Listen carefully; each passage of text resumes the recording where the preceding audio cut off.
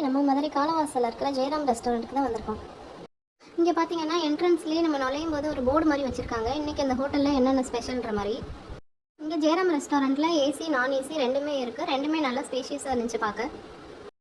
இந்த ஹோட்டலில் வெஜ்ஜு நான்வெஜ்ஜுன்னு ரெண்டுமே இருக்குங்க. இட்லி தோசை பூரின்னு ஆரம்பித்து பிரியாணி ஃப்ரைட் ரைஸ் புரோட்டான்னு எல்லாமே இருக்குங்க. நாங்கள் என்ன ஆர்டர் பண்ணோன்னு பார்த்தீங்கன்னா ஃபஸ்ட்டு ஒரு sweet corn veg soup order பண்ணோம். அதில் 1/2 வாங்கிக்கிட்டோம். அப்புறம் என் பாப்பா வந்து பேபி கார்ன் 65 கேட்டாங்க. ஸோ அது ஒன்று வாங்கினோம்.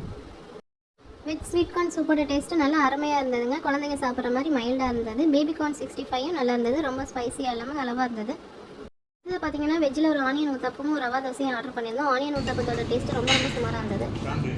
அடுத்ததாக நாங்கள் பிரியாணியில் ப்ரான் பிரியாணியும் ஒரு சிக்கன் பிரியாணியும் ஆர்டர் பண்ணியிருந்தோம். ப்ரான் பிரியாணியோட ப்ரைஸ் பார்த்தீங்கன்னா 270. ஆனால் அதில் இருந்த பீஸ் என்னமோ ஒரு 4-5 மட்டும்தான். டேஸ்ட்டு ஓகேவாக இருந்தது.